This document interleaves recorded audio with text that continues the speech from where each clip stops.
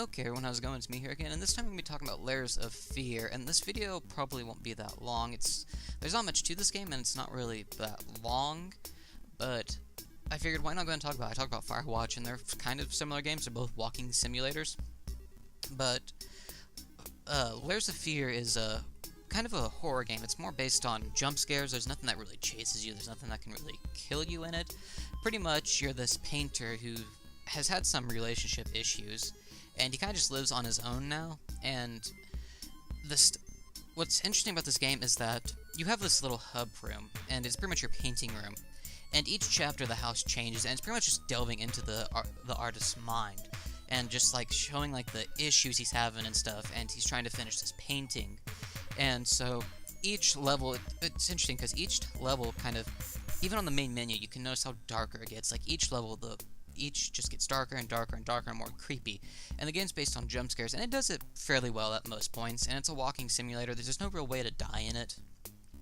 One thing that I found interesting was it seems like at some places here and there you might be able to do stuff a little differently. I only went through the game once.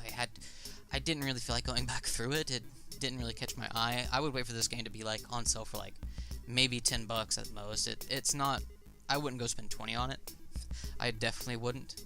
But it was kind of interesting. It kind of had a PT feel about it to me, because you're going through these hallways that are always changing each level, and of course in PT you're continuously going through the same exact hallways that can change here and there, and stuff happens a little differently each time. That's probably why it kind of appealed to me a little bit. And so, probably the creepiest thing I came across, there was like these porcelain dolls, and we all know how creepy porcelain dolls can be. And a lot of it, especially later, deals with these little porcelain baby dolls, and it just gets so creepy because there's like one time when you walk into this room, and you're just looking around, there's all these dolls here, and then just out of nowhere, they all just like hovering and start like doing these weird little like stuttering moves, like they're having seizures, and it's just so, it's so weird and kind of creepy. Visually, I will say that this game looked really good, and story-wise for what you can get, because it's interesting because the story's not given to you right off the bat. You pick it up over time, and you kind of learn that you're having relationship issues with basically his wife, I would say. And so throughout it, you're kind of seeing this woman, and at first I was like, who is that? And I was like, wait, could that be the wife? Because there's a point later in the wife where it seems that there was an accident that happened, and she basically puts down that her husband no longer sees her as a woman anymore, but as a monster, and that she's gonna, do that. She's gonna be the monster that he sees her as.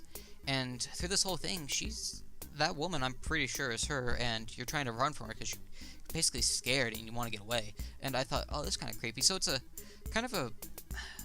it delves into, I guess, a struggled couple, you might be able to say, just to a little bit more extent, because there's a point in it where like a knife just comes like thrown at you and hits the wall, and it's like, that was probably one of the things that creeped me out the most. It's just like, I'm walking open this door and just bam, kitchen knife hits the wall and stuck there. I'm like looking, I was like, who threw that at me?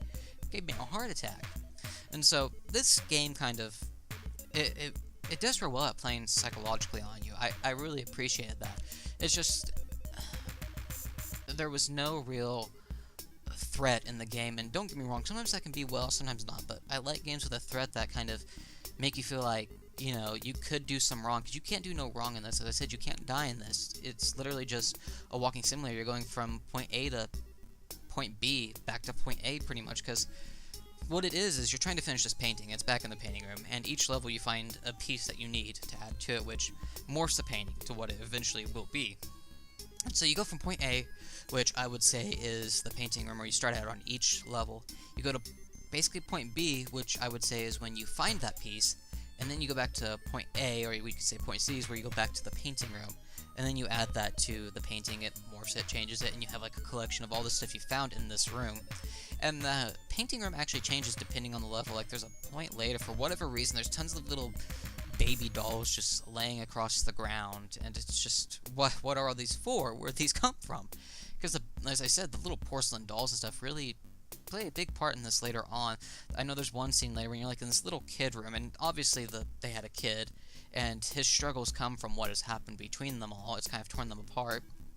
And so you get to like this baby room, and you're just like, you activate this like little lamp that kind of turns around, you're turning with it, And as you're going around the room looking at it, the room starts to change. You start to see like little babies on the doll as the light shines over them, and one of them's just like, one of them's like bashing its head against the little baby crib, which I could not help but laugh at. And probably one of the creepiest things that happened in the game was when you open the door to leave that room, there's this giant baby head sitting on the outside, and then your character collapses.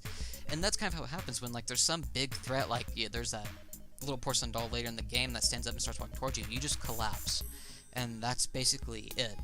That's how it deals with the like threats that could kill you, because there's no threats in this game, so you just collapse and faint. And so the game wasn't one of the best walking simulators, I would say. Firewatch, I think, was much better. I enjoyed that more. Firewatch is a game that I could probably go back and play if I felt like it. Layers of Fear, I don't see myself going back and playing, and walking simulators to me they're not all the best, I should say.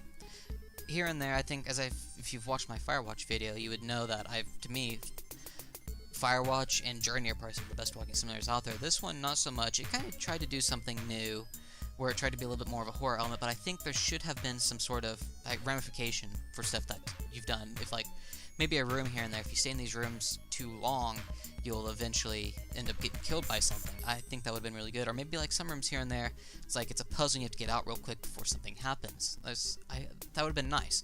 Because there's at least one part in the game where I know that lady appears, and then you have to actually run away from her, and I have no idea what happens if you get captured. Probably just collapse, for all I know. But as I've said, there's not much to this game to really talk about. I mean, visually it looked great. The music, oh my god, I gotta talk about the music real quick. The music is incredible for this game. If there's one redeeming factor for this game, it is the music. It is some of the best music I've heard, and I think a good kind of horror thriller game needs really good music that's memorable. I mean,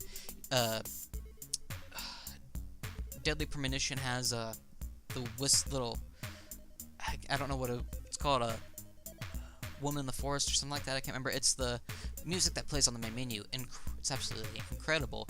And then Silent Hill 2, I think it is, has Laura's theme, which is incredible music. This game has some really good music also. It's just so neat. And then the main menu, if I remember correctly, it changes per each chapter. It gets a little bit darker and darker and darker, so it shows progression a little bit. I thought it was just kind of neat. That and the music was just incredible. The music's the major thing I remember from this game. But overall, that's really it. As I said, there's not much to talk about this game. It's just a real simple kind of walking simulator. But if you liked the game, let me know why. Just say why you did. And if you didn't, just say why you didn't. It doesn't matter. It's your opinion. I mean, you can't be wrong for your opinion. Besides, I'm always right on my opinions. But that's just naturally how it is. But anyways, I will leave it at that. And I will see you guys next time.